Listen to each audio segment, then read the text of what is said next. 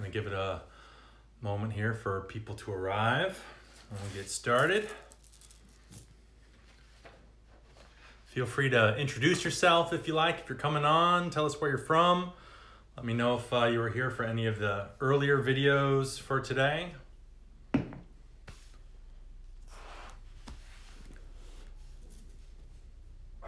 Yay, nice to see you again, Sophie. Yeah, right? I'm like figuring out this whole Instagram live thing. We got a helicopter overhead, so my dogs are barking right now. Hey, Abba.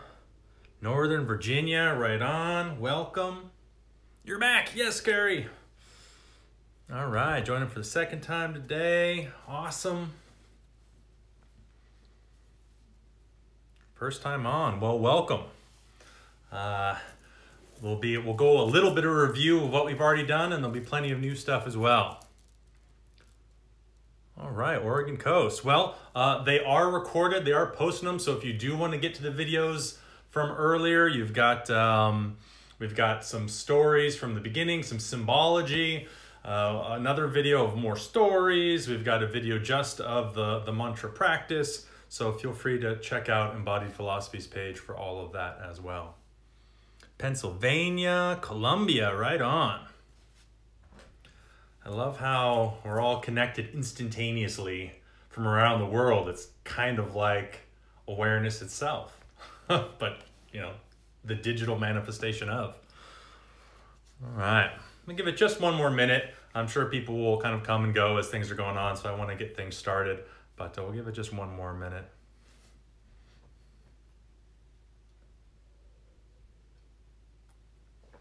Spain, excellent.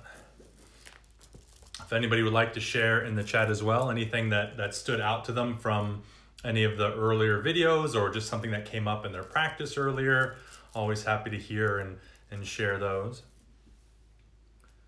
The UK, wonderful, welcome. Alaska, awesome. Okay.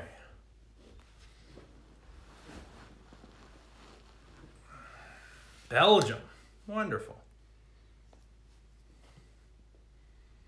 All right.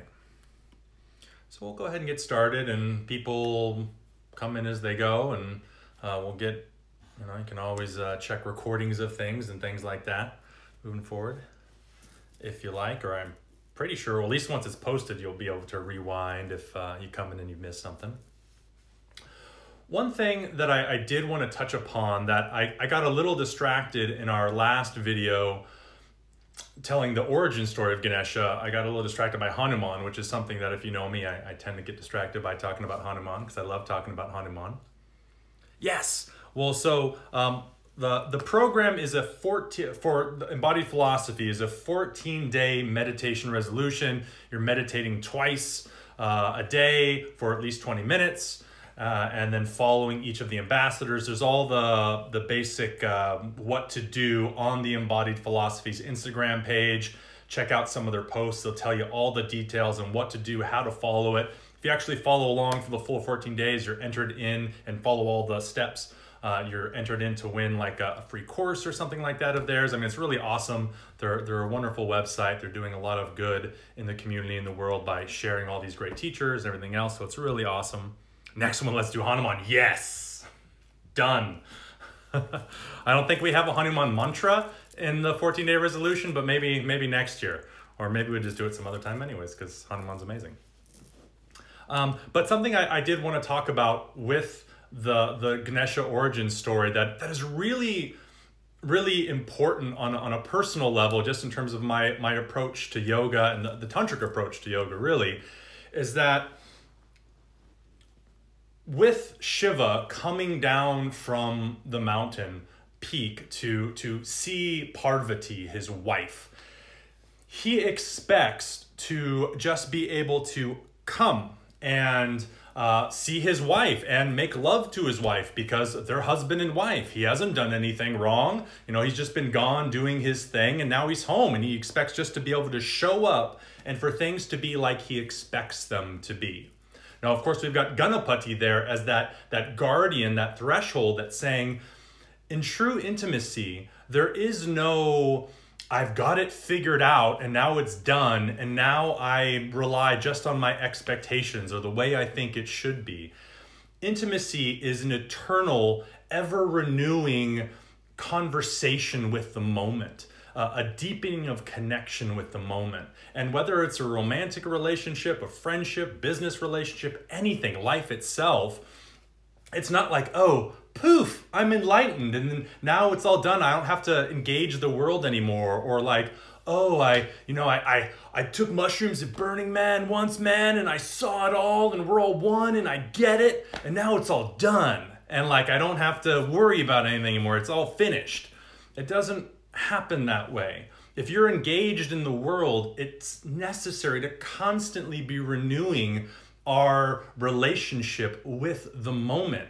We can't just walk in and say, hey, this is the way I expect it to be, because if we do that and force our expectation on the world, we're either going to injure ourselves or someone or something else. And the story, of course, it's Ganesha who gets his head chopped off because of that, because Shiva gets there and he expects, hey, I expect to be able to come and see my wife, and now there's somebody in the way. It's not meeting my expectations, so I'm upset, and I'm going to chop off this little kid's head so I can see my wife. But Shakti, life itself, is a mystery and requires that constant, eternal attention, and not attention as much as just relationship, a caring, a being with. That anyone that's in any sort of romantic relationship, or again, any relationship or long-term relationship of any sort knows, you can't just assume that, oh, this is the way it is today, so it's going to be that way every single day, and I expect it to always be the same. Because what happens? It's not the same, and then you get upset, or your partner gets upset, or whatever it may be. It requires and necessitates continuously renewing that relationship, deepening the connection and relationship. And it's not just something that ends. And that energy is Ganesha. That energy, that acknowledgement is Ganapati. Ganesha is inviting us into that ever-renewing relationship with the world, with ourselves, with the divine, all the time. Because to cross that threshold, to move into reality as it's arising, we have to acknowledge that it's not going to be the same that it was last time we were here. You never step into the same river twice, right? Something's always shifting and changing, because that is the nature of Shakti. It's always dynamic and moving and changing and shifting, right? Shiva, the beyond, is said not to change in its essential nature, but Shakti is always changing. And if we expect things to not change and always be the same, that's when we suffer. That's when injury occurs. And so Ganapati is that constant reminder to come into each moment with fresh eyes, with the fresh experience of really wanting to relate to this moment as it is, rather than the way our expectations want it to be or think it should be. So that's another really important element of the origin story of Ganesha. We also went over the story of Ganesha and Kubera, which is a reminder that more doesn't equate to better or happiness, that the mind, and often society and cultures in particular, like media, since it's so advertisement driven, is going to tell you you need more to be happy. Even spiritual materialism, right? Like, oh, you need that next course, you need that next thing, the next this, the next teaching, the next practice, and then you can finally become enlightened, then you can be fulfilled.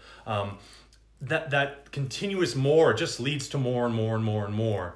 Ganapati is here to remind us that it's here now, that we can remove all the barriers that we're putting in front of ourselves that say, well, I can't experience this, or I can't be fulfilled or happy until I've got this thing.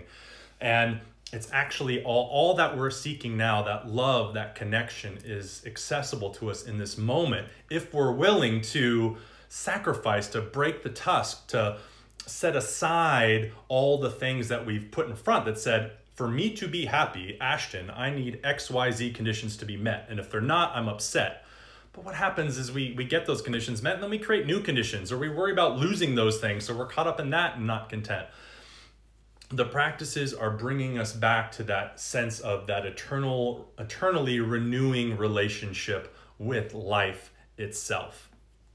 And then tonight we're going, or I guess it's afternoon here, but maybe night where you are, or maybe it's morning, I don't even know. But in this video, we'll share one more story of Ganesha and his brother Murugan.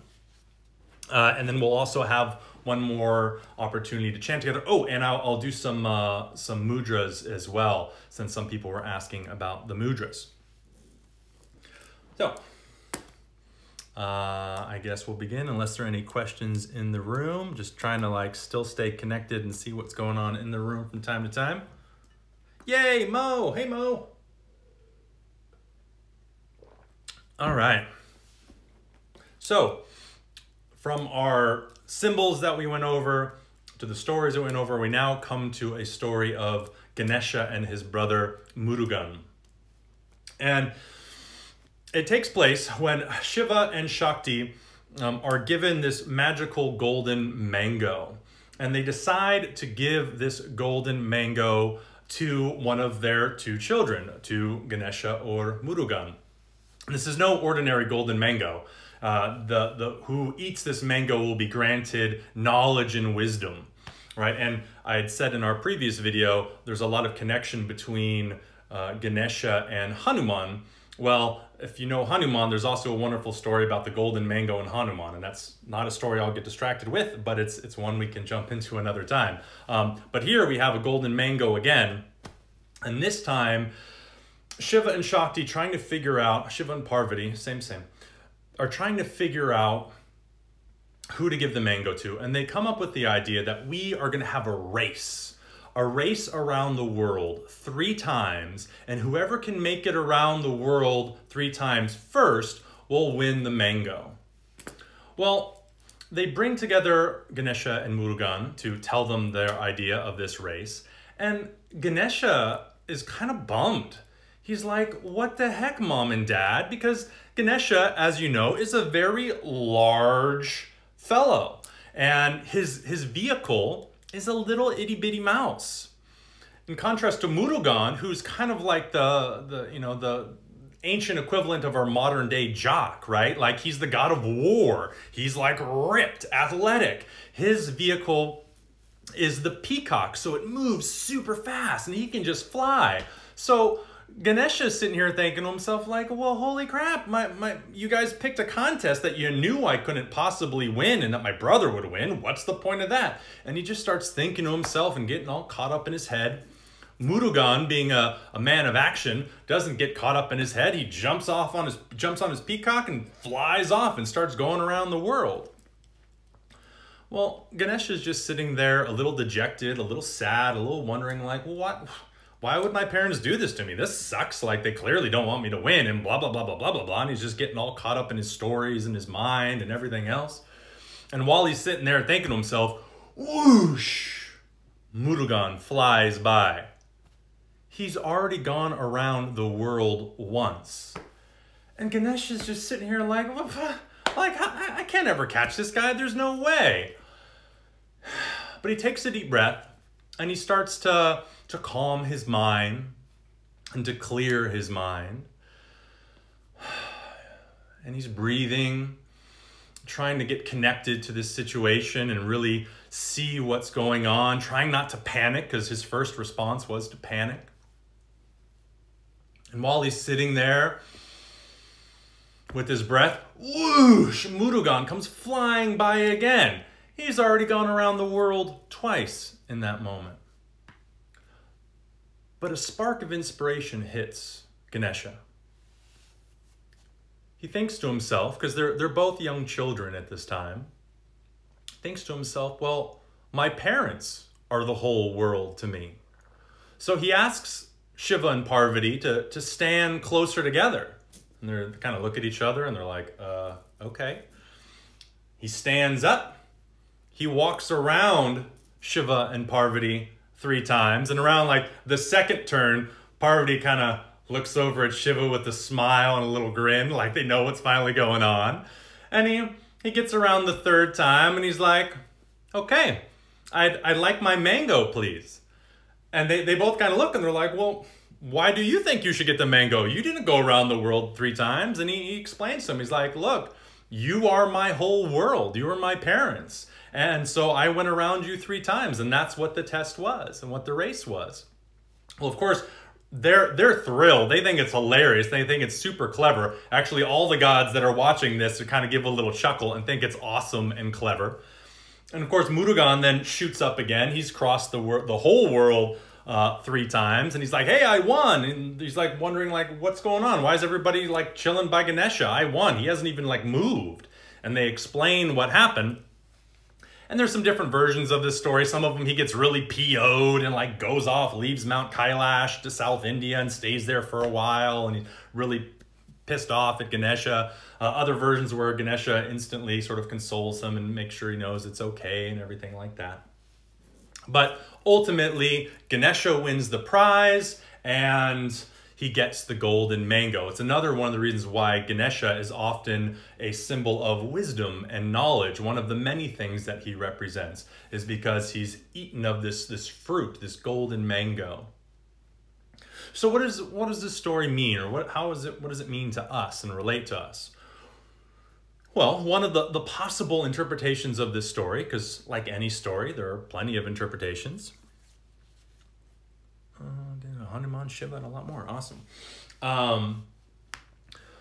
Is that you've got this clear, obvious thing, right? Like this expectation that Murugan, of course, is going to win this race. He's the bigger, stronger, faster one. So, of course, he's going to win, right?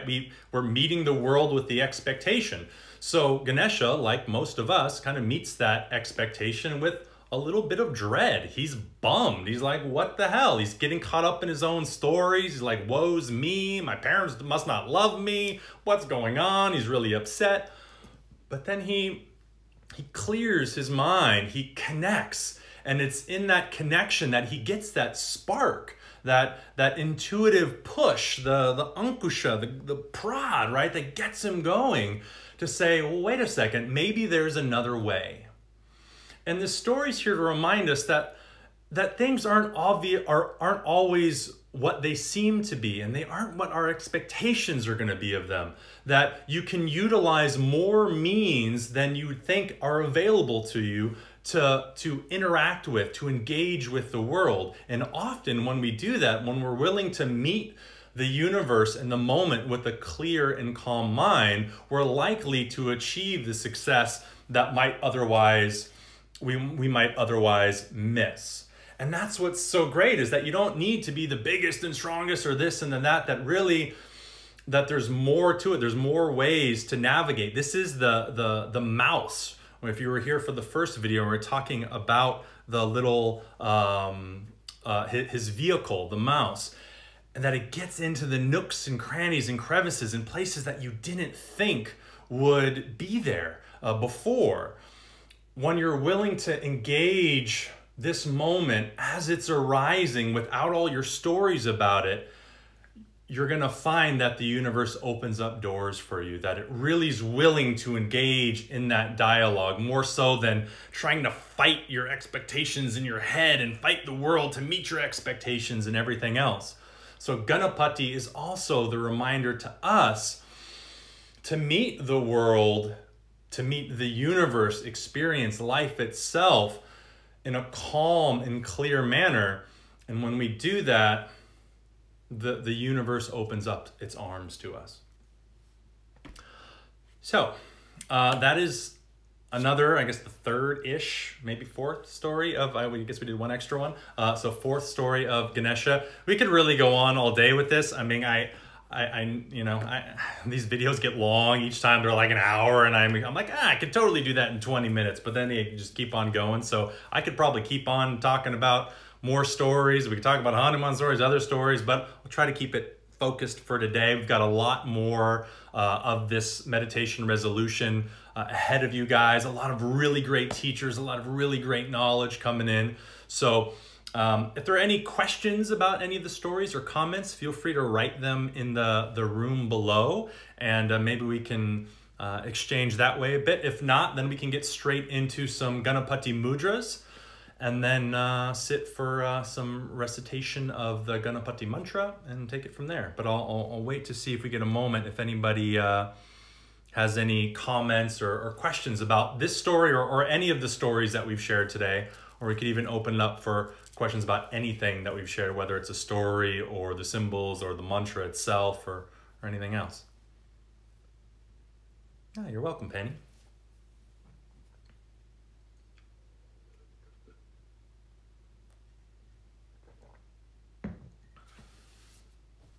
All right, well, I'm not seeing any questions or comments yet. Do you know the story of Kalki Avatar, also known as Karni Nama? I am not familiar with that username Unset.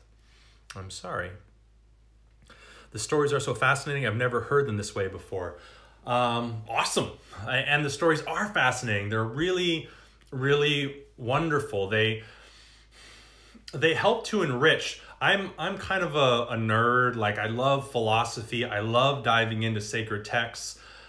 But for most people, I recognize, like, there's not a whole lot of interest in diving into subtle nuance of Sanskrit and this and that. And even for that part of myself that isn't nourished by that, the stories give us something that's more relatable, more accessible.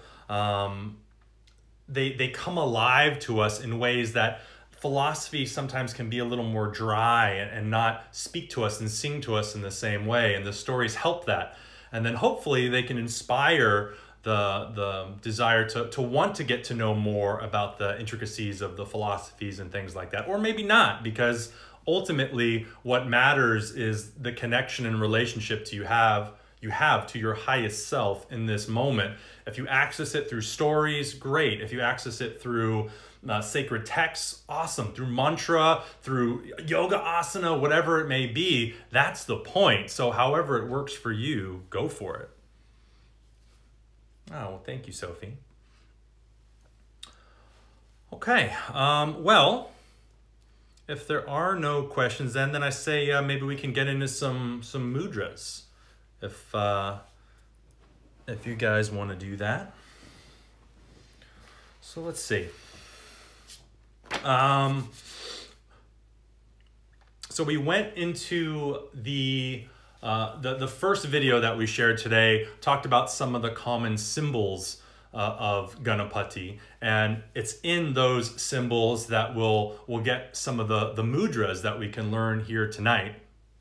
The first mudra is the Pasha, the noose. And so this noose is the noose that ensnares us. It's also the noose that can set us free, right? Because we are the one that is putting our obstacles in the way, which means we're also free to remove them at any time. So to do the Noose Mudra, you're going to take your hands and interlace your fingers. The left pinky will be on the bottom, then your right pinky, and then each finger comes all the way up from there. All right, if you can see, like so. All right, and then you simply bring your hands together, right, like you're tying a knot around something. All right, and you see fingers like such. And then place your left thumb down with your right thumb on top. This is the Pasha, the Noose Mudra. And sometimes when we want to hold ourselves in space, even to hold ourselves here, this can be a really powerful mudra to sit with, especially if we're dealing with obstacles in our lives. Because again, those obstacles may seem like they're out there, but really they're in here. And so the moment that we're holding on to this mudra, and in particular the moment that we let it go, is a very powerful moment, can be a very powerful moment for us as we let go of those binds that we're holding ourselves with. So again, interlacing the fingers, starting with the left pinky finger on the bottom, all the way to the top, so the right finger will be on top, then the left thumb, making an X with the right thumb on top. That is the Pasha. All right. Easy, easy. Maybe try that yourself right now and see how that feels. It's a very held together mudra, and it'd be quite nice. Which, again, a lot of our obstacles that we place feel really comfortable, don't they? It's really easy to hold on to things, to say, well, I can't possibly do this because I have this, or this is something about me, and so I can't do that. And it's really comfortable to hold on to those stories rather than have to change and to grow, to break off the tusk, to be able to move into a deeper relationship with the world. So this mudra itself can be very comfortable to hold, but also very empowering to let go of. We've got the ankusha, right? The prod or the goad. So for the ankusha, you're going to bring your bottom three, pinky, middle, and pinky, ring, and middle finger in, and then bring your thumb over your middle finger. You're going to do the same thing with both hands, and then cross your right over the left, right? And touch the very tips of your, or very tops, I guess, of your fingers. So this then is the prod, the ankusha, right? This is the thing that pushes us forward, that gets us out of our comfort zone of the noose, the familiarity of all of our self-placed obstacles, and pushes us into action, into change, into viewing the world or relating to the world in a new way. So we can hold this mudra as a powerful reminder that we gotta get out of our comfort zone a little bit if we really expect anything in our lives to change. Now, nothing needs to change. You're just as divine in the state you are now as you would be in that other state that you're looking towards. But that doesn't mean that we can't change and that there's not an opportunity to change. Sometimes we need that extra little push, and that is the ankusha, right? Pushing us, prodding us to move forward, to explore, to get to know our true self even deeper and more profoundly. So the Pasha, the ankusha. Whoop, see it there. Ekadanta, right? Another mudra. You're going to take your right hand. Make a fist with not all, with 4 of your fingers, but keeping your index finger pointing out. And we just whoop, point down. You can brace it with your left hand. All right? This is the ekadanta, the single tusk. Eka, one, right? The danta is the tusk. So this is that reminder that we're going to have to let go of parts of ourselves to have that change. Right? If we're going to move away from our barriers and get pushed into something different, we have to be willing to let go of those things that were so comfortable before to move into something more renewed, something that is bringing this transformation into our lives. So this is that reminder to ourselves of like, man, I gotta let go of all of those stories that I've been holding, that I'm not good enough to do this, or I'm not calm enough, I'm not this enough, I'm not that enough to be able to accomplish whatever it is that I'm looking to accomplish in the world. Right? That we have to let go of those stories. The modika, right? The sweet treat. Because if we are willing to, and we come from our binds, and we're getting pushed forward into life, into change, and we're willing to sacrifice those parts of ourselves that are no longer serving us, guess what happens? Now we get to enjoy the sweet treat, right? This is the sweetness of life. Now the modika, when you see Ganesha, you never really see one modika. You don't see one sweet treat. What does he have? He's got a bowl of sweet treats. Why? Just so he can eat them all himself? Well, he loves to eat the sweet treats, but Ganesha always has enough to share. This contrasts with Soma, right? The divine nectar. We talked about this in the very first video today. that the divine nectar, the soma, is a internalized ecstatic experience. You can't share it with others because it's internalized. The modika, you can share. It's something that you can share with everybody. The sweetness of life is something best shared.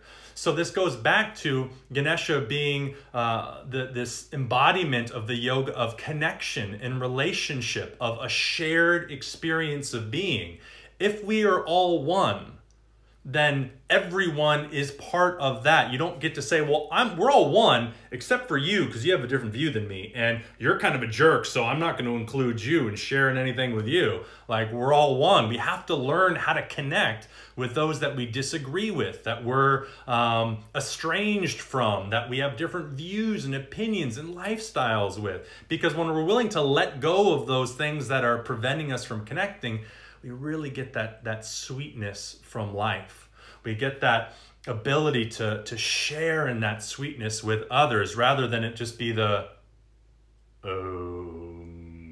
closed-eyed, mystical experience that's all just for myself and internal and in here. Now we get to share it with the rest of the world. And while there's plenty of validity to the yogas that want to get you up and out and have that internalized experience only and get away from the world, turn away from all the challenges of life, I'm not that interested in that type of yoga. It's out there, it exists, but it doesn't interest me. I'm interested in the yogas that encourage me, that prod me to move into those uncomfortable spaces that I'd rather run away from. But I know that when I do engage them, I get to taste the rasa, the juice of life. And that's really, especially as a husband and a father, I don't want to sit here and meditate all day and transcend the world and my responsibilities to my family and my daughter. I want to learn how to engage them with love and connection. And not just when like everything's all good and peaceful. I want to learn how to engage it when like I'm triggered. When my wife has done something that like has upset me, or I've done something that has upset my wife or my daughter or the guy across the street or whatever it be. How can I engage in a relationship, in a yoga that helps me deepen my intimacy with the world? That's what interests me. And that is the yoga that Ganapati is inviting us into a deeper relationship with the world. And this is where we get the mushikam, the mouse, for our final mudra, right? Is that we're going to make a fist again with the bottom 4 fingers. You're going to cover your other fist and just place your fist in your open left palm. And this time, you can place your right thumb down first, your left thumb on top, but the right thumb, boop, hello, that's the mouse, right? It's just a little mouse head poking up. That's the mushika, right? The mouse.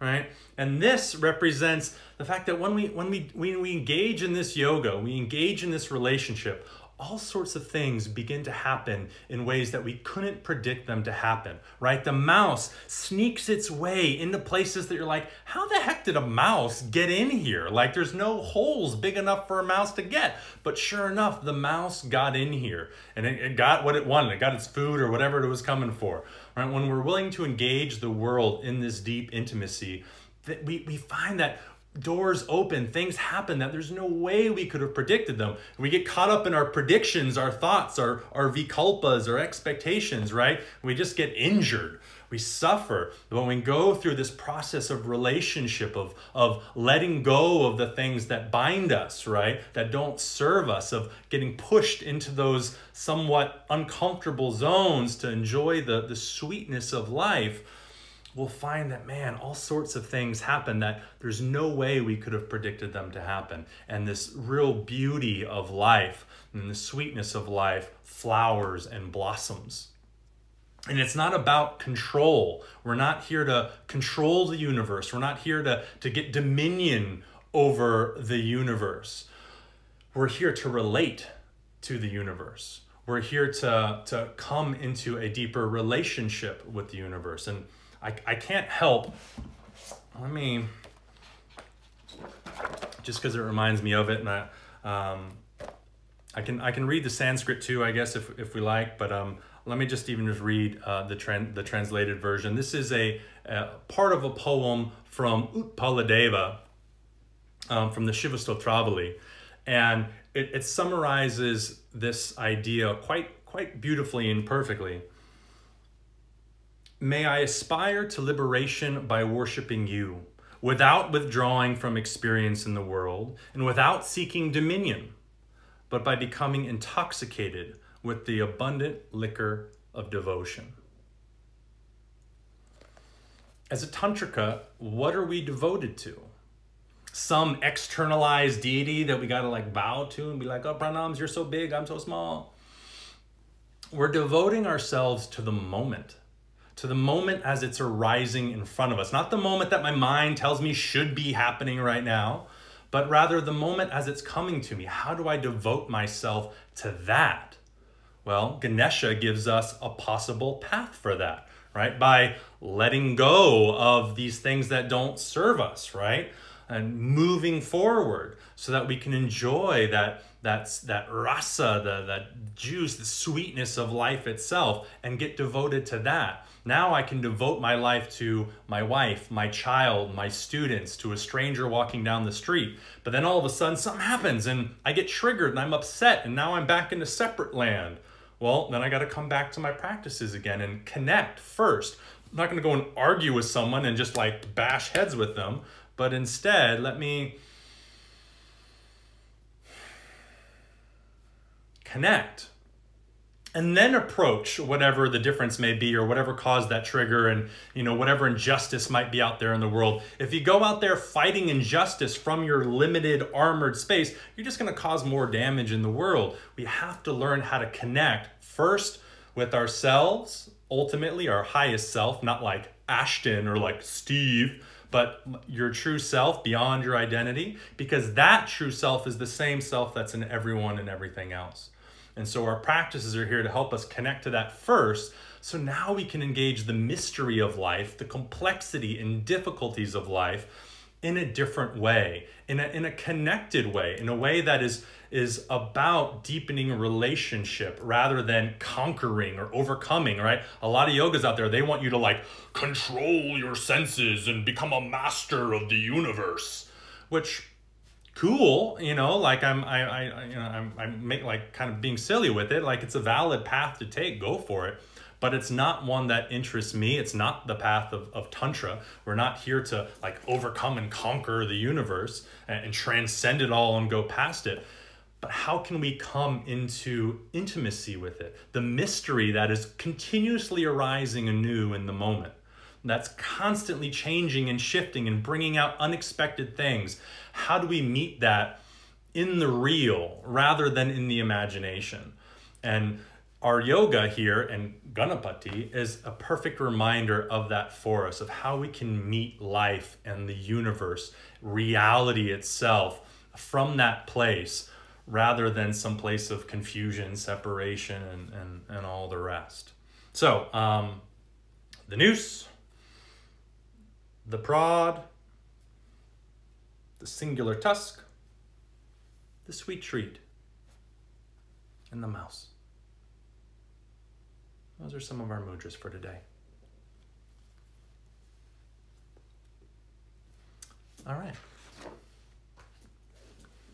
Yeah, if you're reacting based on your past, your programming from your parents, your family, your society, the media, everything. That's not actually authentic. It's all just something that's been programmed in there already. It's about a relationship, right? We could say, to play with the words, a response rather than a reaction. A reaction is immediate, it's programmed. Anytime you get in an argument on Facebook and you find that you're like, woo, really worked up, you're probably reacting. You're not responding. So you're here, there's a separation and a boundary and you're like smashing your head against it. Like an I statement, like, you know, I try not to engage in Facebook arguments or social media arguments anymore. If this last year or two has taught me anything, or maybe 4 years has taught me anything, don't get into arguments on social media.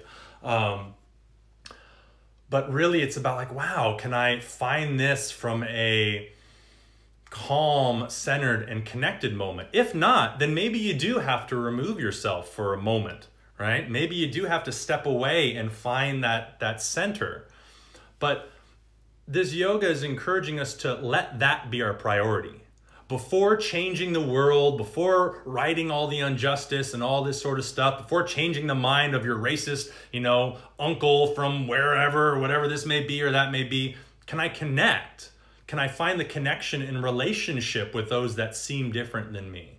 Can I find a way that allows me to feel their heart and where they're coming from, even if I think that it's wrong or misguided or anything like that? Can I connect first? And you'll find when we do that, the nature of the relationship is different. Now, I'm a human being. I'm pretty fiery. I can be very reactive. I mean, you can easily ask my wife, I can be quite reactive. So the point is, we're human beings. This is one of the great things about all these stories of Shiva. Shiva, he gets angry. He gets upset. He does all sorts of things. We're like, whoa, dude, I thought like God was supposed to be all like perfect and shanti. Like he gets PO'd. He messes up because we all mess up. Every day I get reactive at something. The question is not, can I live in this world where I don't get affected by anything and I am so peaceful and I'm just like, at everything. Or in those moments when I do lose myself, when I do feel disconnected, how quickly can I come back to myself? How quickly can I feel that connection and go back and apologize for my reactivity, or engage the moment or a conversation in a different way because I've allowed myself to feel into not only my reactions, but into someone else and what they're feeling and what they're experiencing. This is a difficult yoga. To me, it's way more difficult than just sitting with my eyes closed, freaking meditating all day. That's easy. That's sexy. You want to like tempt me with a good time? Say like, hey, Ashton, want to go do Vipassana? Like, yes, 10 days, no talking, no interacting with anybody. I'm just going to sit and meditate. Woo! That sounds like a good time. But like being in the world and in relationship with people with different views than me and different schedules and different ideas of this and that, holy crap, that's hard. That's why I need yoga. I need yoga in my life, because otherwise I'm like a total jerk, because I want the world to be the way that I want it to be. I'm a Virgo, identify with being a Virgo, which means, I consider myself perhaps to be like a perfectionist, but, maybe anal is another way of saying, like, I want things to be done a certain way. And anytime it's not done that way, my reaction is like, I want to get upset. So I need yoga to be like, whoa, dude, like, chill. The world isn't coming up that way.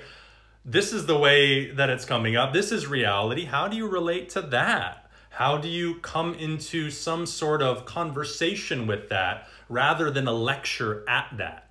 I teach a lot, so I talk a lot. And here it's hard to kind of interact and have conversation other than with the few comments and things like that. But life isn't a lecture. We're not here to like stand at a podium and project to the world the way we think it should be. It's a dialogue. It's an interaction. And as we engage the world, the skillfulness comes in how we can engage that interaction in a way that is heart-centered, meaning connection-centered first. And if our yoga is not doing that, I don't know, maybe try a different yoga.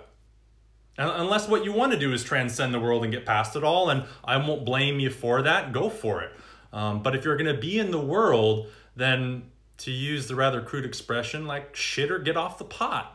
If you're going to be in the world, then have a yoga that helps you be in the world, not one that's like, well, life is tough. Go meditate more and disconnect, because maybe then you can deal with all the dramas of life just by like transcending them all. Like have a yoga that's deepening you. And that yoga is beautifully represented here in Ganapati, in Ganesha. So, yeah. Speaking of dialogue and connection, then let me, if there are any comments or questions, let me try to see the chat. I don't have the best eyesight, so sometimes when you guys do write, if I'm talking, I'm like, I can't see. Yeah, disconnection, yeah. I'm not here to disconnect.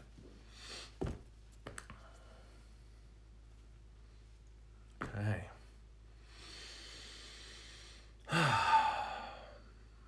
Was there anything else I wanted to talk about today? I don't know. I'm happy to keep talking with you guys.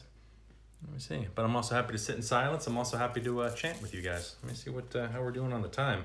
How is it already like 45 minutes gone by? That's insane.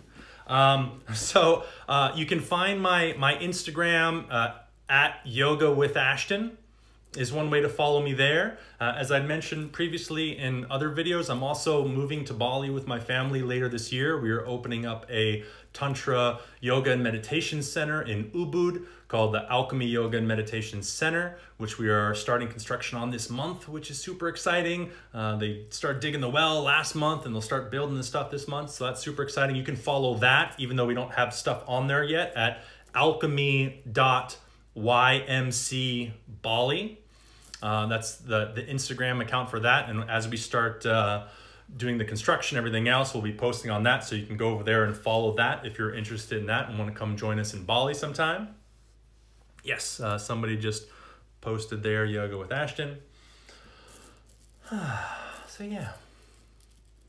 I hope you all have enjoyed the stories and everything. And you know, I'm no master, I'm no guru, I'm no authority coming to you to tell you like it is. I'm just here to share my experience, my understanding, what has been shared with me through my many great teachers who I am extremely grateful for.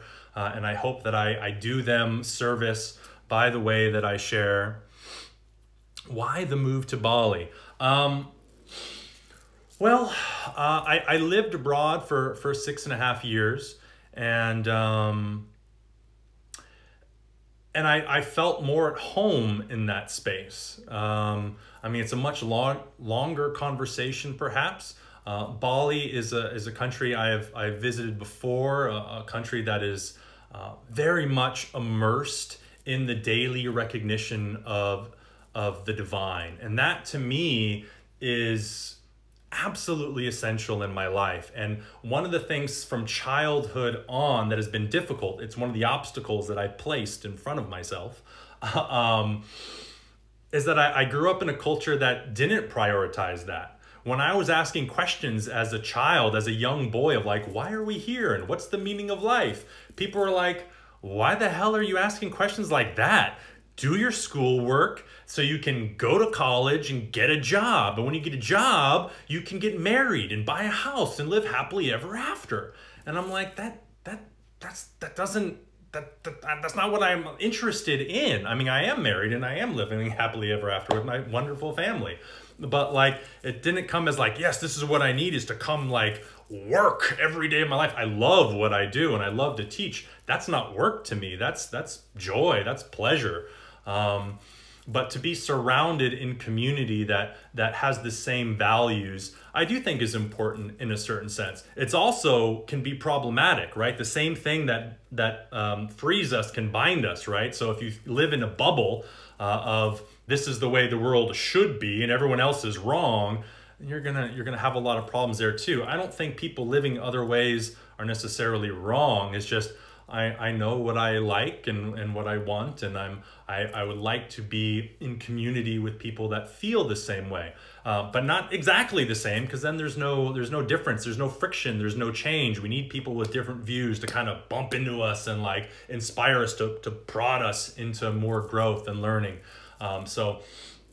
But ultimately as well, I'm a hermit, man, and cost of living in the United States is freaking insane. I live in California where it's just absurd. I want to be able to live and to work and just be my comfortable hermit self, live with my family, enjoy my students, and not feel like I need 16 side hustles just to pay my electricity bill. So that's also part of the thing is cost of living. So lots of reasons for it.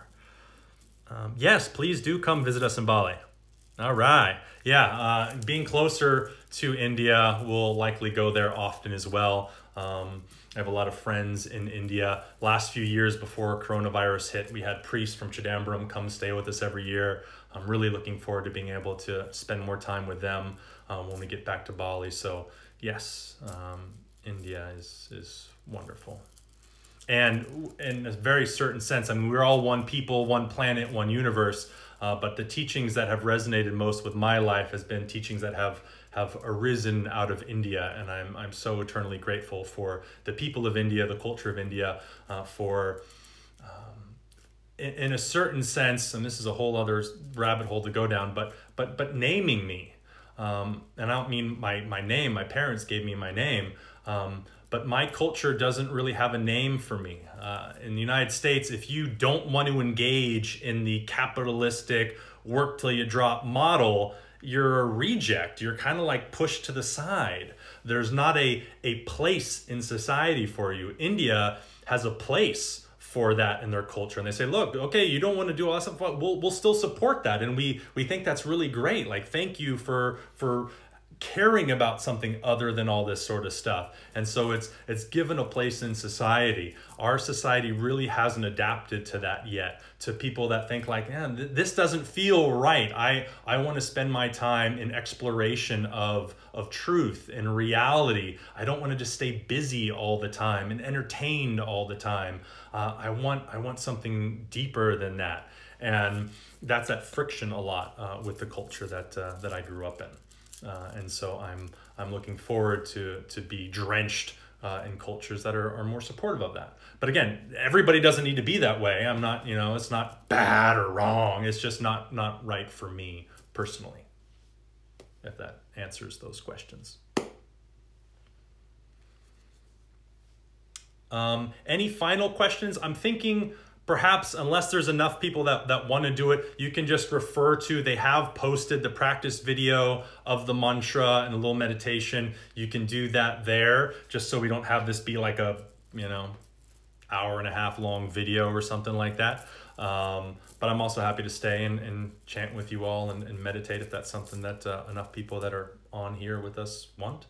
But I'm also happy to, keep talking if there's any questions or comments, statements, any of these sorts of things. It's weird, like I'm getting a little more at least used to like Zoom where I can see people, but this is like just staring at a screen and like seeing the occasional word, which I have to like squint to see on my little phone. So it's still a little weird, still getting a little used to it. But thank you all for joining us on this and your compassion and patience and presence and just being here with us through it all. I'm excited to see where this meditation challenge goes with all these other great teachers that are coming up. I don't know off the top of my head what's coming tomorrow, but I mean, I've seen the list of all the great mantras that they're sharing and the great teachers, and I'm excited to be sitting and continuing to sit with all of you over these next few days. And hopefully we can keep the conversation going, the dialogue going, whether it's online classes, social media, the ethereal realms, or maybe one day in Bali.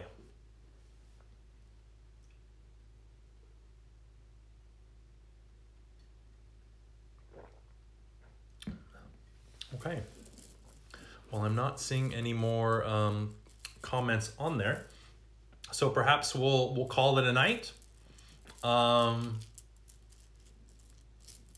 Thank you all again for being here and sharing with me. And oh, there's one. How do we find these recordings from earlier? And yes, I want to go to Bali. The recordings from earlier should be posted on the Embodied Philosophy Instagram. I am also saving these, and then I will post them on my YouTube, and then probably share on, I guess, my Facebook as well. So you can probably find them if you just type in my name, Ashton Szabo, Szabo, on YouTube. You'll find it. I do have a Yoga with Ashton one, but I'm locked out of it. I don't even know what email it's set up to or how I can retrieve that or any of these things, because you need the email and I can't figure out what the email for that is. So I've done everything just under Ashton Subbo, and I will post these videos on there as well. So if you want to access the stories or the practice or any of this sort of stuff, you'll be able to do that there.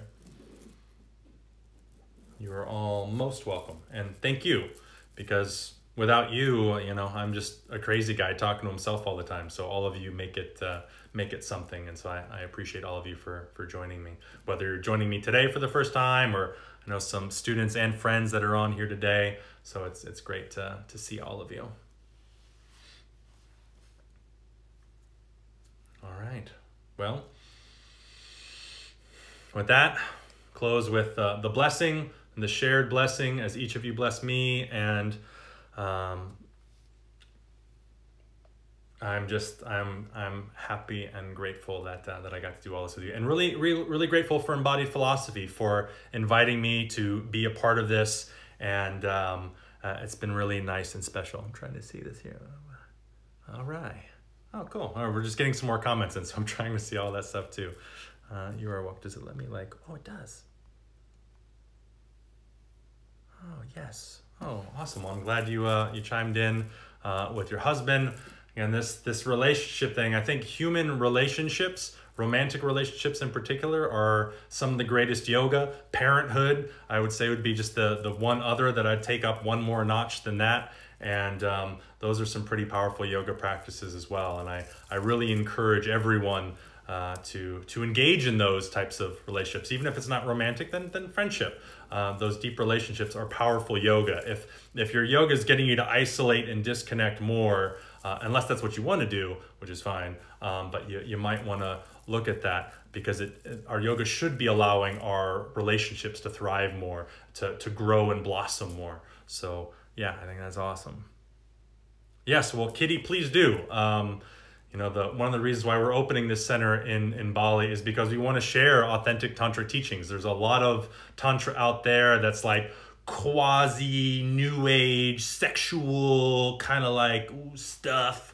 That's not authentic Tantra. That's not what I teach. There are a lot of really great sex educators out there. There are people that want to teach and learn how to like prolong the sexual experience and deepen intimacy that way. That's awesome. That's great. I really support that. That's not really what Tantra is about at all. There are some sexual practices in Tantra, but it's a very tiny element of it, and it's at a very particular point in the practice, in the sadhana and for the sadhaka. It's not for everybody. It's definitely not about prolonging your pleasure or your orgasm or anything like that, which a lot of this stuff is taught at, which again is all fine and good, but doesn't have anything to do with Tantra. But Tantra for me was a complete lifesaver. It took me from all these transcendent paths. I was living abroad, ready to let go of the world. I literally had a cave picked out in India. I had visited. They're like, sure, just let us know when you're coming back. Send us a letter. We'll make sure there's a cave ready for you,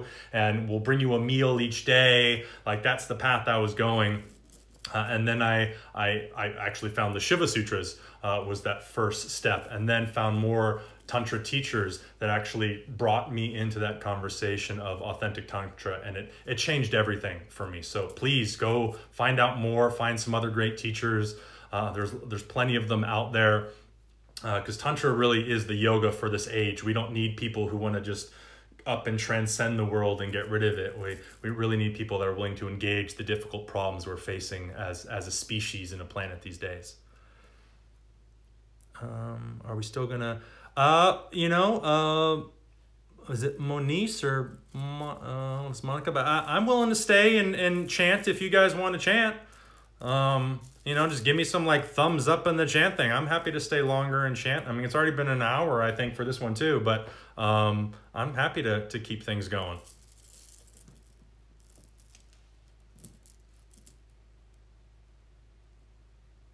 All right, there's a thumbs up.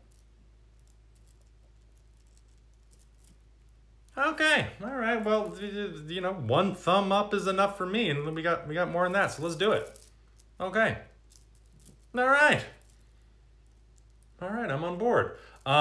So We do have another video which I recorded earlier, which is going to break down the mantra a little bit more, pronunciation, things like that. So I won't go over all of that again. If you are new to the practice and you want to continue with the mantra, I do encourage you to go check out that video, as it will give you a little bit more nuance of it.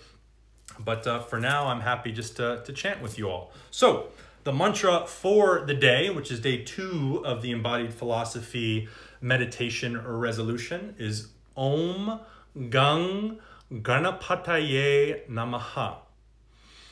Om and Gang, seed mantras. Om for Turiya, Shiva, the beyond, the seed of everything, that which everything comes out of and is reabsorbed into.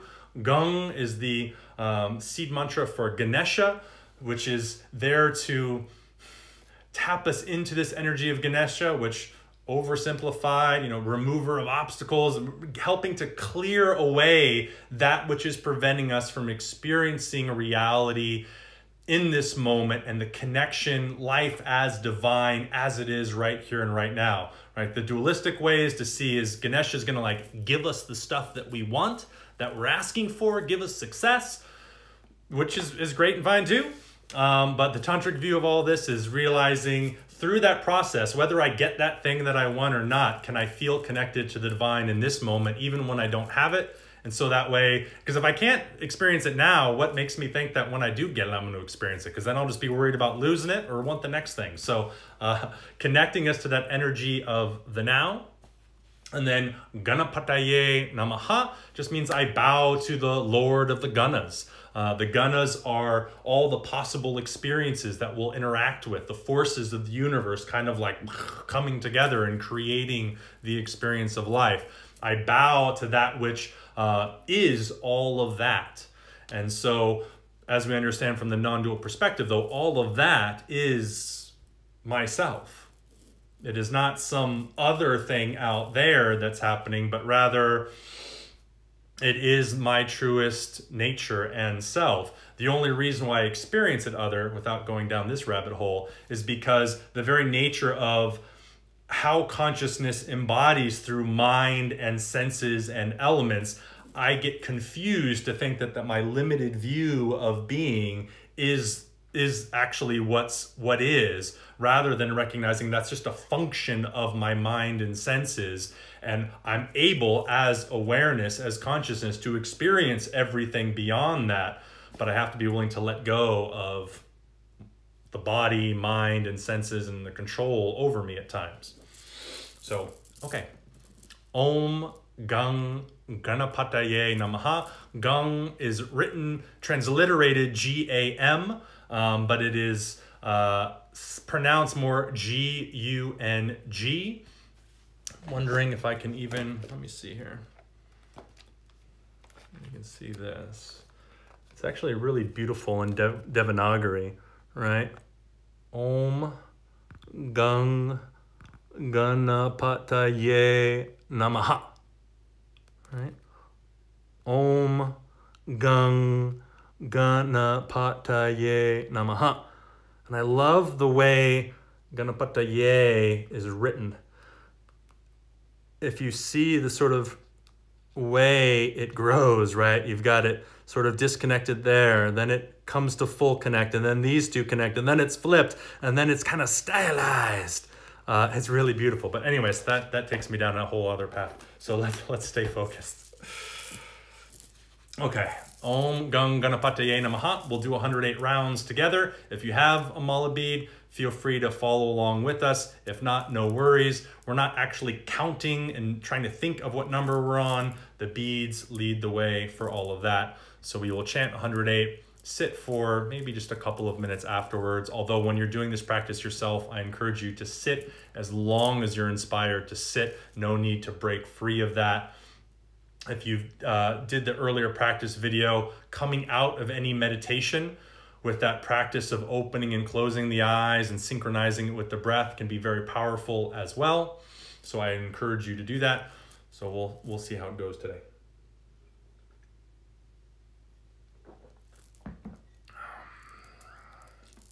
So find a nice comfortable seat and sit up nice and tall.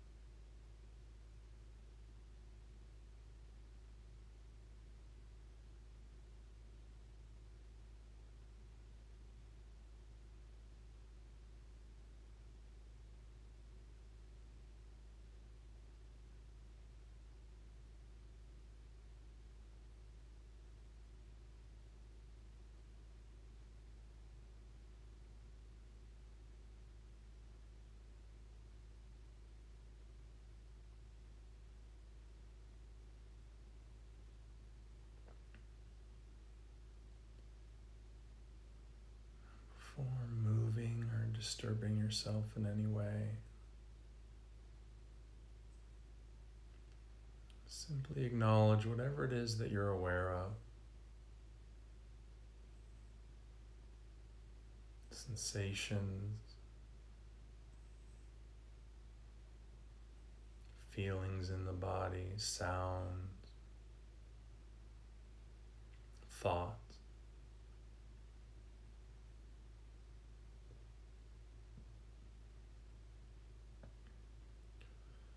In the model of classical yoga, these are the things to be overcome, to be conquered, to transcend.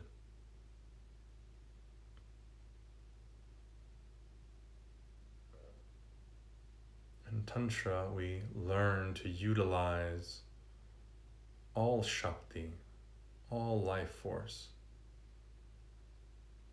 the means of realizing our relationship with and as the divine. So instead of seeing each sense or sound or thought as something separate, notice what connects them all. What's present? It's awareness. Awareness of a thought, feeling, of emptiness, something filling that emptiness. It's all awareness, all connected.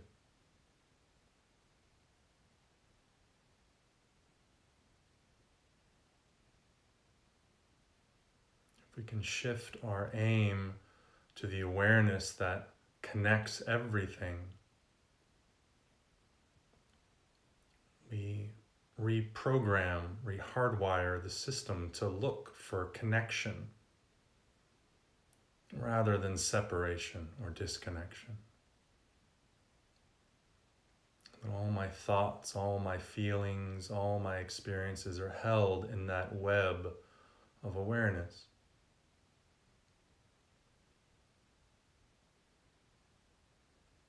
And that awareness is the self. Chaitanya Atma.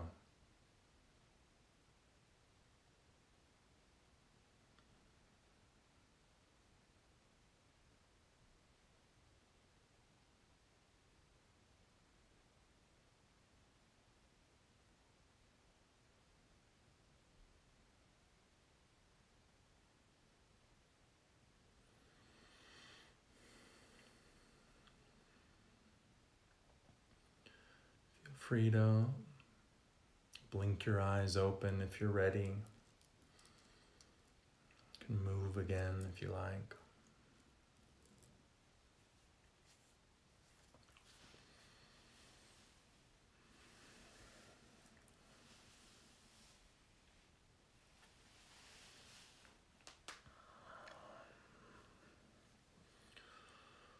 Wherever this meditation resolution takes you, wherever this year takes you, your life, this very moment takes you, I hope at the very least you're encouraged and inspired to aim towards how things connect, how they are connected, how everything is connected, not by intellectual understanding, but by the experience of awareness itself. And that Ganapati is always there as a reminder of this relationship. That we can fight the world less and collaborate with the world more. That we can utilize our senses, our thoughts, our feelings for the purpose of bringing us into deeper intimacy rather than as the reason for us disconnecting. And that Ganapati is always there as that invitation to move deeper into ourselves. And through that self, we realize that the self is everything. But then if you're human, you're like me, you'll forget. And then you need, something to remind you again, your practice, an image, a friend. And then we just keep immersing ourselves into that water of awareness again and again.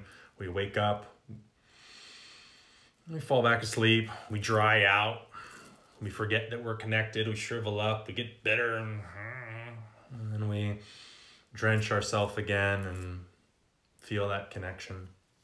And that's yoga. Right? It's natural. You're gonna get dried out. So just keep immersing yourself again and again. You don't need to beat yourself up for drying out or falling asleep or getting reactive. It's not about being perfect and singular all the time, because life is changing, shifting, moving, transforming all the time. But how quickly in that wheel of Shakti, the spinning, whirling of all this stuff happening all around, how quickly can we return to the very center, to ourself? Not the self that's Ashton, that likes this thing and doesn't like that thing, but the self that is all selves.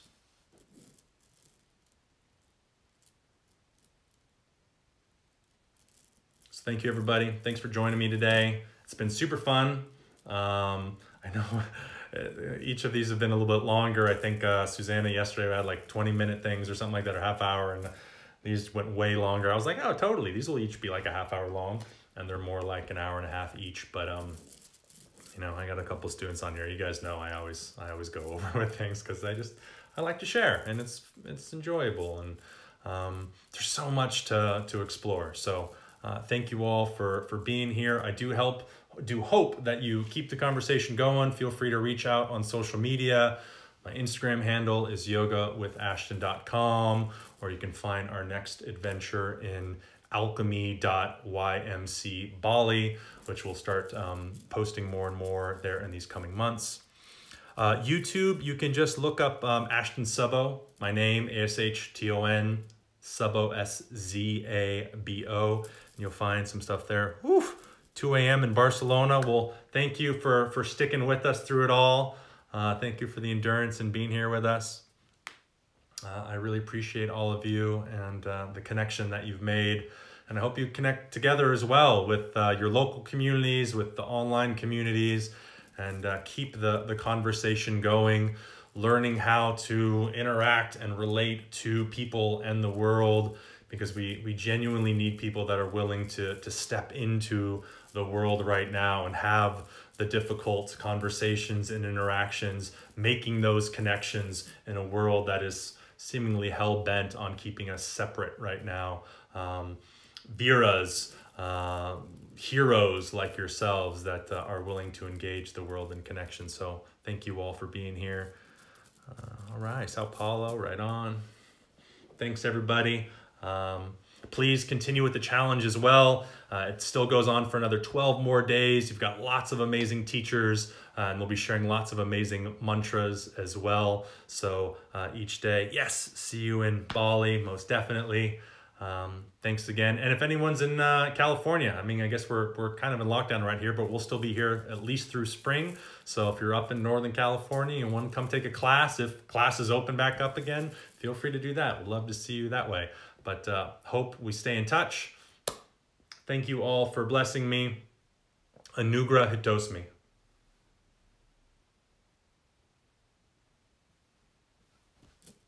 Thanks again, everybody.